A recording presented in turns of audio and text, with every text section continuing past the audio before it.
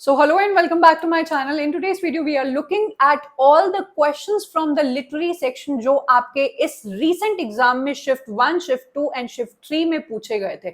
इस बार हम सभी को पता है कि आपके इंग्लिश के 3 पेपर हुए थे, पहला शिफ्ट 1 एंड शिफ्ट 2 जो नॉर्मली होता है, एंड एक एग्जाम जो कंडक्ट नहीं हो पाया था, पोस्टपोन हो गया था, उसका भी हम लोग के पास क्वेश्चन पेपर है, जिसमें से हम लोग सारे लिटरेरी मूवमेंट्स के क्वेश्चंस को निकाल कर देखेंगे कि कितने टॉपिक्स हमारे नोन है, जो हमें आते हैं, हम पढ़ के गए थे एंड उसमें से इजीली क्वेश्चंस बन सकते हैं, एंड क्या अननोन टॉपिक्स अब आजकल पूछे जा रहे हैं, ताकि अगर हम लोग इंग्लिश लिटरेचर का आने वाला कोई भी एग्जाम दे तो उन नए टॉपिक्स को ऑलरेडी प्रिपेयर करके रखें, एंड उससे हमारी जो प्रिपरेशन है और भी ज्यादा एम्प अप होगी। So you can see over here that I have plugged out all the questions जो आपके लिटरेरी मूवमेंट से स्पेशली आए थे फ्रॉम ऑल द 3 शिफ्ट। यहां पर आप देख सकते हो कि शिफ्ट 1 में हमारे 8 क्वेश्चंस पूछे गए हैं, let alone from literary movements, जो हम लोग को शो करता है कि अगेन हम लोग को लिटरेरी मूवमेंट्स को इग्नोर नहीं मारना चाहिए। शिफ्ट 2 से हम लोग को सिर्फ एक ही क्वेश्चन देखने को मिला है, and that too from that topic जो आजकल आपके पिछले भी 2024 के एग्जाम में बार बार पूछा गया था, तो उसको भी हम लोग डिटेल में देखेंगे। देन शिफ्ट 3 जो आपका तीसरा पोस्टपोन वाला पेपर था, उससे हम लोग को 4 क्वेश्चंस देखने को मिलते हैं। ओवरऑल हम के 13 to 14 क्वेश्चंस बन जाते हैं। तो अब हम लोग स्टार्ट करेंगे, वन बाय वन उन क्वेश्चंस को देखेंगे, and we will try to find out कि क्या हमारे कौन से नोन टॉपिक्स हैं, कौन से अननोन टॉपिक्स है, आने वाले प्रिपरेशन में हम लोग को क्या क्या अपने एग्जाम के लिए करना चाहिए। Number 1 question that we can see on our screens, which of the following is not the university wits. ये एक ऐसा आपका टॉपिक है, आपके early to late 16th century में आ जाते हैं। अ ग्रुप ऑफ प्ले राइट्स, जो प्ले राइट का आपके ब्रिटिश लिटरेचर में हम लोग जिस प्लेस को जानते हैं, ड्रामा को जानते हैं, वो बहुत हद तक इन यूनिवर्सिटी विट्स की देन होती है। These were a group of 7 play rights जो आपके अच्छी अच्छी university that is Oxford and आपकी कैम्ब्रिज यूनिवर्सिटी में जाते हैं, एंड हेंस द नेम इनका यूनिवर्सिटी विच नाम है, क्योंकि ये लोग बहुत ही अरिस्टोक्रेटिक एंड अच्छी नोबल बर्थ से आते हैं। तो इनका जो स्टाइल है of choosing the words and putting it into their dramas and pledge, वो बहुत ही ज्यादा एक्सट्रावेगेंट है एंड बहुत ही ज्यादा फ्लावरी एंड यूफेमिस्टिक स्टाइल का ये इस्तेमाल करते हैं, जिसकी वजह से बाकी सारे जो राइटर्स हैं वो परेशान रहते हैं, एंड उन वर्ड्स का इस्तेमाल करके ये अपनी learned thinking and classical model पर लिखने की जो सोफिस्टिकेटेड स्टाइल है उसको लोगों के सामने शो ऑफ कर पाते हैं। तो very simple question you have been asked कि इसमें से कौन सा यूनिवर्सिटी विट नहीं है। आपको सातों नाम यूनिवर्सिटी विट्स के रटे होने चाहिए। 3 नाम जो आपके ऑक्सफोर्ड यूनिवर्सिटी गए थे, 3 नाम जो आपके कैम्ब्रिज यूनिवर्सिटी गए थे, एंड 7वां नाम जो है थॉमस किट का, जो किसी यूनिवर्सिटी में नहीं गए थे लेकिन उनका राइटिंग स्टाइल इन यूनिवर्सिटी के बंदों से बिल्कुल मिलता था, तो उसको भी इसी ग्रुप में डाला गया है। तो आपको प्रॉपर इनके नेम्स और इनके वर्क्स भी पता होनी चाहिए। कहा जाता है कि आपके university which have only paved the path for your Shakespeare. Shakespeare ने इनकी कॉमेडीज, इनकी ट्रेजेडीज बहुत हद तक इमिटेट की है, और इसकी वजह से काफी कंट्रोवर्सी एंड फाइट्स भी हम लोग को यूनिवर्सिटी विट्स के अंदर देखने को मिलती है। सो जब भी आप लोग मूवमेंट्स को पढ़ें तो सिर्फ एक पर्टिकुलर डेट या उसके कुछ नाम चंद याद करके आगे ना बढ़ जाएं, क्योंकि अब आपके यूजीसी नेट में डिटेल में क्वेश्चंस पूछे जा रहे हैं। यहाँ पर हम लोग के John Lyly, Thomas Nashe and George Peele are part of your university wits, लेकिन आपके थॉमस नॉर्टन इसका पार्ट नहीं है। This was a very simple question. अगला क्वेश्चन जो हम लोग को दिखता है, who among the following were not associated with Kit Cat Club. सीधा हम लोग 16th सेंचुरी से आ जाते हैं आपके अर्ली 18th सेंचुरी में, the era of enlightenment, and जिसको हम लोग न्यू क्लासिकल एज के भी रूप में जानते हैं, बिकॉज यहाँ पर क्लासिक्स का एक रिवाइवल आया था। 18th सेंचुरी की हम लोग जब भी बात करते हैं तो आपका पॉलिटिकली बहुत ज्यादा इंस्टेबिलिटी हम लोगों को देखने को मिलती है। सबसे पहले आपके 18th सेंचुरी से पहले इंग्लिश सिविल वॉर होता है, जिसमें आपके कैवेलियर्स जो पोएट्स आते हैं, रॉयलिस्ट आते हैं, उनकी पार्लियामेंटेरियन से लड़ाई होती है चार्ल्स वन के पीछे। देन चार्ल्स वन को एग्जीक्यूट किया जाता है। उसके बाद आपके ओलिवर क्रॉमवेल का रूल होता है। फिर आपकी रेस्टोरेशन होती है मोनार्की विद चार्ल्स सेकंड। फिर उसके बाद जेम्स सेकंड आते हैं, ग्लोरियस रेवोल्यूशन होता है। तो ये जितने मैंने आपको इंसिडेंट्स बताए, ये बीइंग अ लिटरेचर स्टूडेंट आपको रटे होने चाहिए, और आपको पता होना चाहिए कि 18th सेंचुरी आते आते पॉलिटिक्स के 2 गुट बन गए थे। One is your wigs and one is the Tories. Wigs का कहना था कि हमें एब्सोल्यूट मोनार्की नहीं चाहिए एंड प्रॉपर पार्लियामेंट का रूल होना चाहिए, वेरएस जो टोरी पार्टी थे वो तो भाई आपके राजा को या मोनार्की को ही मानते थे। किटकैट क्लब के अंदर जितने भी मेंबर्स हैं वो आपके पॉलिटिकली बहुत ज्यादा एक्टिव हम लोग को देखने को मिलते हैं एंड बेसिकली ज्यादातर ये लोग विक पार्टी को बिलोंग करते हैं। तो यहां पर आपसे पूछा गया है कौन किटकैट क्लब का पार्ट नहीं है, तो यहां पर आपका आंसर है जॉर्ज एथरिच एंड सैमुअल जॉनसन, दो बिलोंगिंग टू ऑलमोस्ट आपके सैमुअल जॉनसन वगैरह enlightenment and new classical as में ही आते हैं, लेकिन किटकैट क्लब का पार्ट नहीं है। किटकैट क्लब के अंदर आपके बहुत सारे मेंबर्स हैं जिनके नाम और उन्होंने कौन कौन से वर्क्स आपके लिखे हैं एंड किस किस पॉलिटिकल पैम्फलेट्स या सटायर को इन्होंने लिखा है, ये आपको अच्छे से पता होना चाहिए। नेक्स्ट जो हम लोग को दिखाई देता है हमारा अगला मूवमेंट जिससे क्वेश्चन पूछा गया है, which of the following poets are called graveyard poets. तो अगर आप 18th सेंचुरी में थोड़ा सा और आगे जाते हैं तो आपको मिड 18th सेंचुरी में ग्रेवयार्ड पोएट्स का एक ग्रुप दिख जाता है जो कि बहुत ही सिंपल ग्रुप था, इसमें कुछ इनकी कोई फिलॉसफी या कंट्रोवर्सी वगैरह एज सच नहीं थी। ग्रेवयार्ड पोएट आपको नाम से पता लग जाता है कि थोड़ी सी मॉर्बिड, थोड़े से डार्क टोन्स पे एंड थोड़ा सा ग्रेव्स के बारे में, आफ्टर लाइफ के बारे में, डार्क इमेजरी का इस्तेमाल करते हुए, गोथिक एलिमेंट्स का इस्तेमाल करते हुए ये जो पोएट्स है अपनी पोएट्री को लिखा करते हैं। इनसे क्वेश्चन ज्यादा आपके पूछे इतने नहीं जाते हैं, लेकिन फिर भी आपके क्वेश्चन पूछे गए हैं कि ग्रेवयार्ड पोएट्स इसमें से कौन कौन है, तो ये है आपका आंसर। आपके Thomas Parnell, Edward Young and Robert Blair are the important writers जो इनका पार्ट है।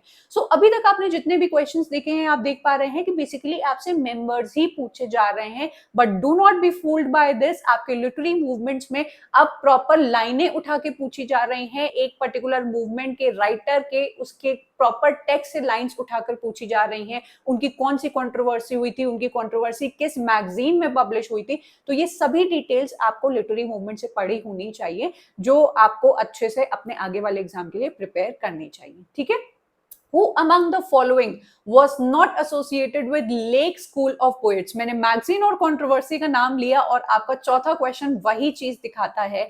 रोमांटिक एरा में आपके तीन मोस्ट इंपॉर्टेंट मोमेंट्स हैं जो आपको पढ़ के ही जाने हैं। Lake school of poetry, Satanic school of poetry, Cockney school of poetry, ये तीनों इतने ज्यादा इंपॉर्टेंट है कि इससे आपको कई तरह तरह के क्वेश्चंस देखने को मिलते हैं जिसमें रोमांटिक पोएट्स की आपस में ही एक दूसरे से लड़ाई चल रही होती है या उनको उनकी राइटिंग स्टाइल के लिए कोई बहुत बुरी तरीके से क्रिटिसाइज करते हुए दिखता है या फिर डेरोगेटरी टर्म का इस्तेमाल करता है। लेक स्कूल ऑफ पोएट्री के साथ यही होता है कि आपके एक पर्टिकुलर क्रिटिक आते हैं फ्रांसिस जेफरी नाम के, जो अपनी एडिनबर्ग रिव्यू के अंदर आपके तीन लेक डिस्ट्रिक्ट में रहने वाले आपके रोमांटिक फर्स्ट जनरेशन राइटर्स को एक नाम दे देते हैं लेक पोएट्स। अब ये नाम सुनने में हम लोग को अभी लग रहा है कि हाँ अच्छी बात तो है, लेकिन उस टाइम पे ये बहुत ही डेरोगेटरी टर्म में इस्तेमाल किया जाता था क्योंकि फ्रांसिस जेफरी आपके एक बहुत ही कंजर्वेटिव एंड क्लासिक्स को पसंद करने वाले आपके एक क्रिटिक एंड राइटर रहे हैं। एंड आपके रोमांटिक राइटर्स जब नए नए फर्स्ट जनरेशन के निकल के आए थे तो वो लोग आपके क्लासिकल स्टाइल को फॉलो नहीं करते थे, फ्रीडम एंड नेचर के बारे में बात करते थे एंड हेंस आपके जो फर्स्ट जनरेशन रोमांटिक राइटर्स हैं उनकी जम के क्रिटिसिज्म कई सारे क्रिटिक्स ने किया है। क्वेश्चन यहां पर पूछा गया है कि कौन लेक स्कूल ऑफ पोएट्री का पार्ट नहीं है, तो विलियम ब्लेक इसका पार्ट नहीं है। अब ये थोड़ा सा ट्रिकी क्वेश्चन है क्योंकि अगर आप लोग इसको अच्छे से पढ़ेंगे तो you will come to know कि first generation of romantic poets में आपके Coleridge, Southey, Wordsworth and William Blake को भी उसमें एसोसिएट किया जाता है बिकॉज ब्लेक के जो कई सारे वर्क्स होते हैं वो हमारे रोमांटिक पोएट्री से मिलते जुलते हैं। लेकिन लेक डिस्ट्रिक्ट में ये तीनों जाके ही रहते हैं और अपनी नेचर पर पोएट्री लिखते हैं, अपने व्यूज लेकर आते हैं सबके सामने। हेंस आपके लेक पोएट्स कौन है? तीन main target, Coleridge, Southey and Wordsworth. किसने किसको क्या कहा है, कौन सी लाइंस के थ्रू, कौन से वर्क को क्रिटिसाइज किया गया है, इसको भी आपको डिटेल में पढ़ना चाहिए। सो इसको जरूर से आप लोग ध्यान में रखना कि इसको आपको ढूंढकर पढ़ना है। ठीक है। Then question number 5 we have Gabriel Garcia Marquez is known for which of the following. ये आपके यूजीसी नेट का एक रिपीटेड क्वेश्चन है। ये सिमिलर क्वेश्चन आपसे पहले भी पूछा गया है कि गैब्रियल गार्सिया मार्क्यूस या फिर एक और राइटर का इन्होंने नाम लिया कि ये कौन सी स्टाइल ऑफ वर्क लिखा करते हैं, तो they are known for your magic realism. मैं और दो नाम आपको बताती हूँ, Toni Morrison and Salman Rushdie. Realism आपके विक्टोरियन एरा में आने वाला एक ऐसा लिटरेरी मूवमेंट था जो आपके रोमांटिक राइटर्स को बिल्कुल पसंद नहीं करता था। ये लोग कहते थे क्या तुम लोग हर वक्त नेचर की बात करते रहते हो, एस्केपिस्ट मोड में रहते हो, फ्लावरी एंड इमेजिनेटिव दुनिया के अंदर ही रहते हो एंड उसी टाइप के वर्क्स लिखते हो। असल दुनिया की रियलिस्टिक ऑर्डिनरी पीपल के लाइफ्स के बारे में कौन बात करेगा, उनकी कॉमन लाइफ्स को कौन दिखाएगा। एंड हेंस रियलिज्म आपका एक ऐसा मूवमेंट निकल कर आया जो कॉमन स्टाइल पर लिखा करता था, उनके थीम्स बहुत ही ऑर्डिनरी पीपल की लाइफ्स को दिखाते थे एंड रियलिस्टिक एंड रॉ होते थे, वो लोग किसी आर्टिफिशियल लैंग्वेज का यूज नहीं करते थे।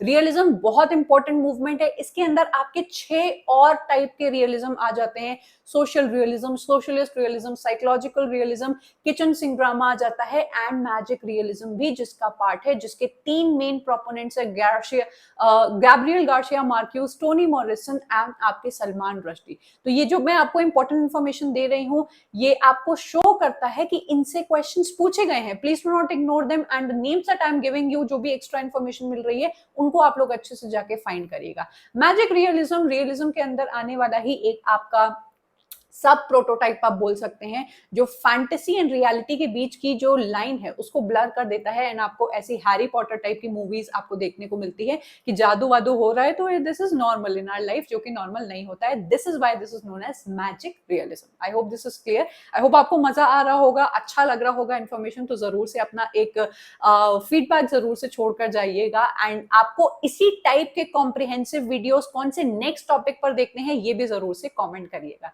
बात करेंगे अगले क्वेश्चन के बारे में, मैच द फॉलोइंग। नाउ ये जो टाइप का क्वेश्चन है डियर स्टूडेंट्स, वो आपको लिटरेरी क्रिटिसिज्म में भी देखने को मिलेगा एंड लिटरेरी थ्योरी में तो ऐसा मैच द फॉलोइंग टाइप का क्वेश्चन आपको बार बार देखने को मिल जाएगा, जहां पर ऊपर आपको लिटरेरी थ्योरिस्ट की थ्योरीज 4 दे देंगे एंड यहाँ पर थ्योरिस्ट दे देंगे। लिटरेरी क्रिटिसिज्म में उनके क्रिटिकल जो टर्म्स हैं वो यहाँ पर पॉइंट आउट कर देंगे एंड कहेंगे बताओ ये किसने किसने पॉइंट आउट किया है। यहाँ पर लिटरेरी मूवमेंट्स के केस में we are able to see Abbey Theatre, Theatre of Absurd, Hope Theatre and Theatre of Silence. Now, अगर मैं स्टूडेंट्स के पॉइंट ऑफ व्यू से देखने की कोशिश करूं तो हो सकता है, आई एम अज्यूमिंग, कि आपको ये वाला एंड ये वाला मूवमेंट बिल्कुल भी आपने सुना ही नहीं होगा। हो सकता है आपने पढ़ा भी हो, विच इज कंप्लीटली ओके, लेकिन हो सकता है कि आपने इसको नहीं पढ़ा हो।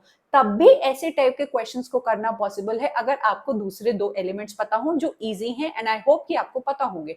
एबी थिएटर जो कि आपके W.B. यीट्स ने फाइंड किया था, लेडी ग्रिगरी एंड हमारे और भी बहुत सारे ड्रामेटिक पीपल के साथ, जो आपके आयरिश ड्रामेटिक मूवमेंट का पार्ट बन जाते हैं। आयरलैंड के कुछ ऐसे प्ले राइट्स निकल कर आते हैं जो अपने कॉलोनियल रूल के बाद आयरिश लिटरेरी रिवाइवल चाहते हैं, आयरलैंड के लिटरेचर को, वहां के कल्चर एंड वहां के फोकलोर को सबके सामने लेकर आते हैं and hence they feel the need कि हमें हमारे अपने खुद के जगह का एक अपना थिएटर होना चाहिए एंड हेंस वो एबी थिएटर को फाइंड करते हैं एंड ये एक बहुत ही फेमस थिंग हो जाती है। आप जब भी W.B. यीट्स को पढ़ेंगे तो आपको उनका contribution towards the Abbey theatre देखने को मिलेगा। ध्यान रखना, एबी थिएटर को फाइंड करने वाले और भी बंदे हैं जो आपको अच्छे से पढ़े होने चाहिए, उसकी लिस्ट आपके पास होनी चाहिए बिकॉज उससे भी क्वेश्चन पूछा जाता है। अगला है हमारा theatre of absurd. This is my favourite movement, क्योंकि existentialism and theatre of absurd ऐसे आपके मूवमेंट्स है जिससे आपके किसी भी एग्जाम में क्वेश्चंस आपको लगेगा ही नहीं कि नहीं इससे क्वेश्चन नहीं आएगा।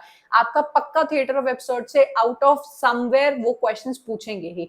मार्टिन एस्लिन इज द वन जिन्होंने ये जो नाम है वो पॉइंट आउट किया था। तो आपको ज्यादा डिटेल में क्वेश्चन नहीं पूछा गया है, जस्ट पॉइंट आउट नेम्स और द एसोसिएटेड नेम्स पूछे हैं। Then we have hope theatre and theatre of silence, जिसपे मैं एक सेपरेट वीडियो बनाकर आपको ये नए टॉपिक्स पढ़ाऊंगी। This were the new topics, जो हो सकता है काफी बच्चों को नहीं पता हो। तो आपको होप थिएटर क्या है वो मैं एक प्रॉपर फुल फ्लेजेड वीडियो इसको डेडिकेट करूंगी। देन आपका थिएटर ऑफ साइलेंस, क्योंकि ये जो नए टॉपिक्स आते हैं ये हम लोग को मैसेज देते हैं कि you need to go one step forward and आप जो पुराना पढ़ते हुए आ रहे हो सिर्फ उस पे ही रिलाई नहीं कर सकते हैं। तो हम लोग इन चीजों को जरूर से अपने नेक्स्ट वीडियोस में पढ़ने वाले हैं, ठीक है। यहाँ पर आपको आंसर देखने को मिल जाएंगे। नेक्स्ट अब जो हमारा क्वेश्चन हम लोग को देखने को मिलता है, which of the following periods in African American writing is called Harlem renaissance. ये है वो क्वेश्चन जो आपके इस एग्जाम में भी दोनों शिफ्ट में पूछा गया, पिछले एग्जाम में भी हार्लेम रेनेसां से आपको क्वेश्चन देखने को मिला था। So Harlem renaissance no doubt is a very very important आपका मूवमेंट बन जाता है, जहां पे अफ्रीकन अमेरिकन पीपल का जो सदर्न स्टेट से आपके न्यूयॉर्क के अपर मैनहट्टन के एरिया इंडिया में जो ग्रेट माइग्रेशन हुआ था जिम क्रो लॉ की वजह से, जब इनके साथ बहुत ज्यादा इनके साथ रेसिस्ट बिहेवियर किया जा रहा था, इनको एक्सप्लॉइट किया जा रहा था, एंड बिल्कुल अलग लाइंस बनाई जाती थी कि तुम लोग बिल्कुल दूर हो जाओ and black people are not allowed over here. We all are aware कि ब्लैक पीपल के साथ कितना ज्यादा exploitative behaviour and racist behaviour किया गया है। सो हार्लेम रेनेसां में हार्लेम जगह का नाम है जहां पर आपके ये अफ्रीकन अमेरिकन पीपल माइग्रेट करके जाते हैं एंड वहां सेटल हो जाते हैं। एंड आप कभी भी कहीं पे भी एक रिच कल्चरल हेरिटेज के साथ कहीं पे शिफ्ट होते हो तो जाहिर सी बात है you are going to express yourself. आपके कल्चर में, आपके फोकलोर में जो कुछ भी है आप उसको स्प्रेड करने लगते हो। And Harlem renaissance jazz music को लेकर आते हैं जो अगेन आपका एक मूवमेंट बन जाता है एंड उसके राइटर्स आपसे पूछे जाते हैं। तो आप अगर हार्लेम रेनेसां को डियर स्टूडेंट्स पढ़ेंगे या फिर विकिपीडिया पे भी फाइंड करेंगे तो डेट पूछी गई है। अब इसको ध्यान देना, आप जब भी देखेंगे तो हार्लेम रेनेसां की डेट आपको 1920s एंड आपकी 1930s के बीच में बताई जाएगी। 1920s बिल्कुल पीक हुआ था, 1910 में ये स्टार्ट हो गया था। तो अगर अब हमारे पास 3 डेट्स हैं तो हम लोग कैसे फाइंड आउट करें कि इसमें से कौन सा सही होगा? इफ आई टेल यू कि 1920 से 1930s के बीच में आपका हार्लेम रेनेसां पीक में चला गया था, ये एक पूरा मूवमेंट का आपको मैं क्रोनोलॉजी देती हूं, तो आप यहां पर सबसे ज्यादा कौन सी जो इसके पास में बैठेगी डेट, किसको क्लिक करेंगे? जाहिर सी बात है 1970 टू 1920 आपका फिट बैठेगा, इसके ऊपर 1939, 30, 60 ये तो बिल्कुल फिट नहीं बैठेगा।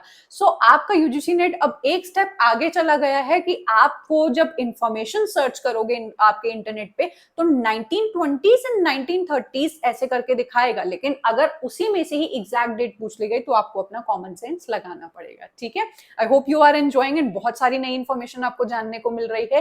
कीप दिस इन माइंड कि ये सभी इंफॉर्मेशन से क्वेश्चंस पूछे गए हैं तो इनको इग्नोर मत करना और अपने नोट्स में जरूर से लिखना। Who among the following writers were associated with Harlem Renaissance? As I said, this was a repeated question. तो Harlem Renaissance के सभी writers के आपको नेम पता होने चाहिए एंड इसमें से we have Alan Locke, Langston Hughes and Zora Neale Hurston, जिसके अंदर आपके Langston Hughes is very very important। इनकी पोएट्री, इनके वर्क्स, इन्होंने क्या लिखा था वो आपके Harlem Renaissance के लिए बहुत ज्यादा इंपॉर्टेंट हो जाता है। Then we have which one of the following is not a war poet in English literature? हम लोग थोड़ा सा और आगे बढ़ जाते हैं हार्लेम रेनेसां से, आपकी अर्ली 20th सेंचुरी एंड आपके वर्ल्ड वॉर, जब world war 1 and world war 2 हुआ था उस टाइम पे एक ऐसे group of writers and poets निकल कर आए जो वॉर के टॉपिक को उठाकर बात करते थे। यूजुअली इनिशियली जब वॉर स्टार्ट नहीं हुआ था तो वॉर को बहुत ही ग्लोरीफाई करके दिखाया जाता था कि भाई हमारे जो सेना में जाते हैं, जो सोल्जर्स होते हैं वो कितने ब्रेव होते हैं एंड अपने देश के लिए लड़ते हैं। ये सारी हम लोग ने ग्लोरिफिकेशन ऑलरेडी बॉलीवुड मूवीज में या फिर नॉर्मली देखा हुआ है कि soldiers are the people, are the brave people who on our behalf are going to the war zone and fighting for their lives and sacrificing their life। लेकिन जब आप वॉर पोएट्री को डीप में जाके पढ़ेंगे तो राइटर्स ने उस जब वॉर में गए ये राइटर्स एंड उन्होंने एक्चुअल में वॉर जोन में उन्होंने लड़ाई की, शेल शॉक में चले गए एंड बाहर निकलकर लोगों को बताने लगे कि ये जो वॉर को आप लोग ग्लोरीफाई करके इतने यंग यंग सोल्जर्स को मरने के लिए ट्रेंचेस में छोड़ देते हो, ये गलत है।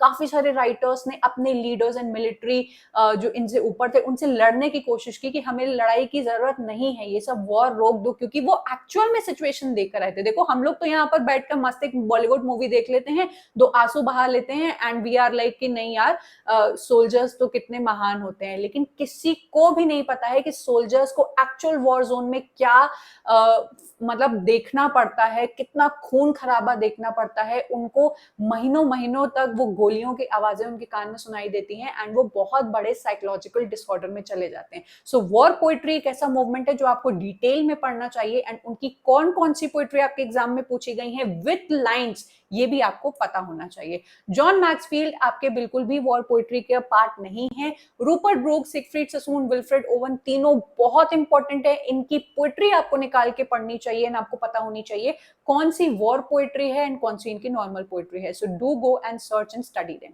Who among the following was not associated with Bloomsbury group? ये आपका एक इंटेलेक्चुअल ग्रुप बन जाता है of your painters, writers and आपके पोएट्स। ये एक ऐसा इंक्लूसिव काइंड ऑफ ग्रुप होता है जिसमें सिर्फ आपके पोएट्स नहीं होते हैं, पॉलिटिकल मेंबर्स होते हैं इसके अंदर, राइटर्स होते हैं, पेंटर्स होते हैं, आर्टिस्ट्स होते हैं। ब्लूम्सबरी ग्रुप आपका वर्जीनिया वुल्फ का ग्रुप है, जिसमें वर्जीनिया वुल्फ के ग्रुप मतलब घर पर जाते हैं आपके काफी सारे इंटेलेक्चुअल मेंबर्स, मिला करते हैं, दूसरे से लिटरेचर के ऊपर बात करते हैं।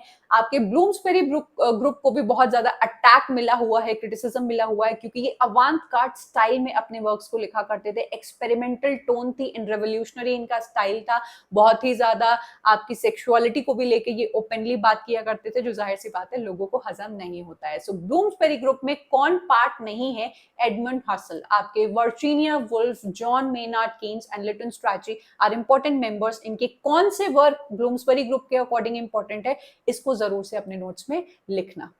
टॉकिंग अबाउट वर्जीनिया वुल्फ, इनसे ही कनेक्टेड आता है स्ट्रीम ऑफ कॉन्शियसनेस का ये क्वेश्चन, जो एक कंट्रोवर्शियल क्वेश्चन बन जाता है आपके एग्जाम के टाइम पर। जब आपकी की वगैरह चैलेंज हो रही थी, दिस वाज द क्वेश्चन जो बच्चों को बहुत परेशान करता है, because there is lack of information.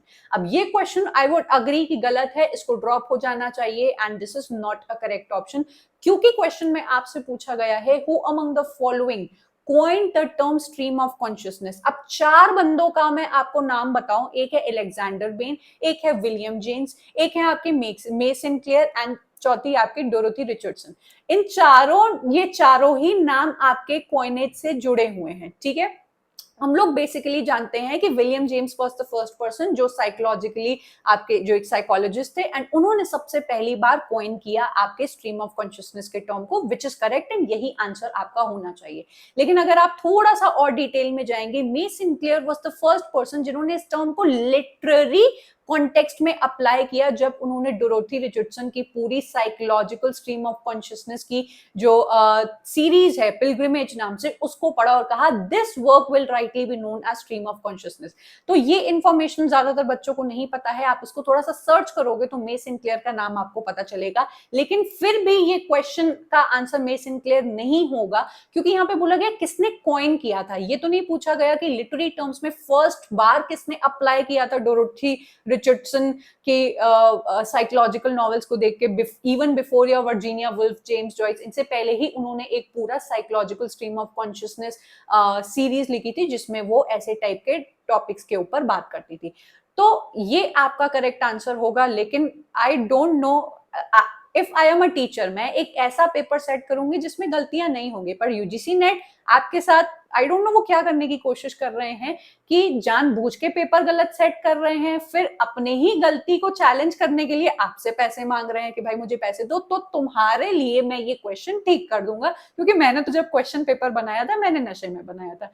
So this is what is really disturbing on the part of teachers as well as students, की एक तो पहले आप किसी चीज को आप मैनेज नहीं करते हो, फिर आपका क्वेश्चन पेपर आता है तो वो आधे से ज्यादा गलत आता है, उसको ठीक करने के लिए मतलब मैं अपनी गलती के लिए आपसे पैसे मांगू कि मुझे पैसे दो, तब मैं अपनी गलती ठीक करूंगी। सो this is completely bizarre. Question number 12 हम लोग को देखने मिलता है from another very important movement which is black aesthetic movement. अब ये आपके यूजीसी नेट ने किया है आपको confuse. Black arts movement, black aesthetic movements, all talking about the African and American identity. यहाँ पर ये लोग कंसोलिडेट करने की कोशिश करते हैं अपनी आइडेंटिटी के बारे में। Amiri Baraka is considered one of the founders जो इस पर्टिकुलर मूवमेंट्स एंड आपकी अफ्रीकन आइडेंटिटी के बारे में बात करते हैं। ये क्वेश्चन बहुत ही फ्लॉड है, अगर मैं आपको बताऊं कि कौन इसका पार्ट नहीं है। चलो आपको आंसर मिल गया कि आपके David paper and Allen sealed इसका पार्ट नहीं है, लेकिन जो बाकी राइटर्स भी है ना वो माइनर राइटर्स हैं। अगर आप ब्लैक आर्ट्स मूवमेंट को जाके सर्च करोगे तो जो मेजर राइटर्स आपको नाम जो है अमीरी बरक्का हो गए एंड लैरी नील हो गए, और भी बहुत सारे नाम हैं, ये मेजर राइटर्स है। आप मेजर ना पूछ के माइनर पूछ रहे हो। तो स्टुअर्ट हॉल, काफी सारे बच्चों को नहीं पता होगा, ब्लैक आर्ट्स मूवमेंट से जुड़े हुए हैं। मैंने कल्चरल स्टडीज में ये चीज आपको ऑलरेडी बताई थी कि स्टुअर्ट हॉल किस किस आपके मूवमेंट से जुड़े हैं। तो ये आपकी छोटी छोटी इंफॉर्मेशन को क्वेश्चंस का एक बड़ा रूप बना के आपके सामने दिया जाता है। अगला क्वेश्चन जो हम लोग को देखने को मिलता है, who has written Myth of Sisyphus. Now most of the students must be thinking कि ये क्वेश्चन लिटरेरी मूवमेंट में क्या कर रहा है भाई, ये तो यूरोपियन लिटरेचर को बिलोंग करता है, जहां पर हमारे Albert chemo myth of Sisyphus अपने फेमस सेमाइनल वर्क को लेके आते हैं। अपने लेजेंडरी हीरो के साथ जो कि है Sisyphus. He is condemned for his entire life कि तुम्हें ये जो पत्थर है वो आपकी पहाड़ी के ऊपर लेकर जाना है। एंड वो जैसे ही उस पत्थर को ऊपर पहुंचाता है वो फिर रोल करके अपने वेट के अकॉर्डिंग नीचे आ जाता है, which shows futility of Sisyphus actions कि वो पूरी जिंदगी उसको ऊपर पहुंचाता है एंड पत्थर नीचे आ जाता है, which is a metaphorically showing our lifes कि हम लोग हर दिन सुबह उठते हैं, हर दिन वो काम कर रहे हैं एंड एक किसी ऐसी चीज के पीछे भाग रहे हैं जिसको मिल जाने के बाद भी कुछ होने नहीं वाला है। So this particular myth of Sisyphus is considered to be the precursor of your existential themes and your theater of absurd, जिसको हम लोग लिटरेरी मूवमेंट्स में पढ़ते हैं। मैंने आपको अपने कोर्स में ये पढ़ा के रखा है। सो इस चीज को आप लोग याद रखिएगा कि आपका जो लिटरेचर है वो इंटरकनेक्टेड है। यू कैन नॉट बी कि ये यहाँ पर क्या कर रहा है या फिर इसका यहाँ पर क्या काम है, ये आपके लिटरेरी मूवमेंट से भी जुड़ा हुआ है। Myth of Sisyphus is the important work of Albert Camus. ठीक है, लास्ट क्वेश्चन जो हम लोग देखते हैं यहाँ पर, who among the following did not belong to the angry young man generation of British playwrights and novelist. World war होने के बाद there were a group of writers, playwrights, people, common people जो आपकी government से बहुत नाराज हो गए थे कि आपने वॉर के बाद कोई रिफॉर्म नहीं किया, हमारे लिए कोई अपॉर्चुनिटीज नहीं आप लेकर आते हैं, हमारे पास नौकरियां नहीं है, हमारे पास फैसिलिटीज नहीं है। These middle class, lower class people are trying to mobilise कि मुझे भी अपर क्लास में जाना है, मुझे भी पैसे कमाने हैं, पर ये अपनी गवर्नमेंट से गुस्सा है, एंग्री यंग पीपल, कि भाई आपने हमें कोई भी फैसिलिटीज प्रोवाइड नहीं किया after the world war happened. So इसका ये एक बहुत ही इंपॉर्टेंट मूवमेंट है। रिपीटेड क्वेश्चंस पूछे जाते हैं एंग्री यंग मैन से एंड किचन सिंह ड्रामा से, दोनों कहीं ना कहीं एक दूसरे से इंटर रिलेटेड है। जरूर से आप लोग इसके राइटर्स का पता करें। यहां पर J B Priestley is not the part of angry young man movement. Having said that, हम लोग को इससे पता लगता है कि इस मूवमेंट की कैरेक्टरिस्टिक्स एंड इसके जो राइटर्स हैं एंड उनके जो वर्क्स हैं, Kingsley, Amis Kingsley, then John Osborne, Colin Wilson, ये आपके इंपॉर्टेंट राइटर्स हो जाते हैं। एंड इनके जो वर्क्स हैं जैसे look back in anger, Jimmy Potter वगैरह, इनको आपको अच्छे से लर्न करना होगा। यहाँ पे खत्म होता है हमारा वीडियो। लिटरेरी मूवमेंट्स आपके लिए पढ़ना बहुत इंपॉर्टेंट है। मैंने इस पे फुल कोर्स बना के रखा है, हर आपके मूवमेंट को सिग्रीगेट किया है एज वाइज, ताकि आप लोग उसको बहुत अच्छी तरीके से पढ़ पाए, आपको बहुत ही अच्छी तरीके से सारी चीज ग्रास्प हो जाए। तो आप उसको जरूर से चेकआउट करें। सभी के जो फ्री डेमो लेक्चर्स हैं वो आपको मिल जाएंगे। आप किसी भी पेड कोर्स का फ्री डेमो लेक्चर देखना चाहे कि मैं देखना चाहूं कि मैम यूट्यूब पर कैसा पढ़ाती हैं, पेड लेक्चर्स में मुझे क्या क्या इंफॉर्मेशन मिलती है, क्या क्या चीजें मुझे प्रोवाइड की जाती हैं, तो जरूर से उन फ्री डेमो लेक्चर्स को अवेल करें एंड आप अपनी लिटरेचर की जर्नी को स्टार्ट कर सकते हैं। You can also be a part of my PYQ test series, जो आपको सिग्रीगेटेड क्वेश्चंस देकर मदद करते हैं टारगेटेड स्टडी करने में। उसी की वजह से मैं यहाँ पर सिग्रीगेटेड क्वेश्चंस लेकर आ पाई हूँ। You can stay connected with me through all my free YouTube videos जो आपको हमेशा मिलते ही रहते हैं। एंड इसी के साथ ही साथ आप लोग मेरे टेलीग्राम चैनल का पार्ट जरूर से बने। सभी चीजों का लिंक आपको नीचे डिस्क्रिप्शन में मिल जाएगा, बस क्लिक करो and B a part of my YouTube, my paid courses and my Telegram channel. Do let me know कि आपको ये वीडियो कैसा लगा, नेक्स्ट कौन सा टॉपिक देखना चाहोगे, तीनों शिफ्ट के कौन से टॉपिक के क्वेश्चंस को मैं लेकर आऊं, ताकि आपको पता चले कि कौन से नोन टॉपिक्स आ रहे हैं एंड कौन से अननोन टॉपिक्स आ रहे हैं, ताकि आपकी आगे की प्रिपरेशन बेटर हो पाए। I am going to take your leave and I am going to meet you up next in yet another video. Up till then, bye and take care.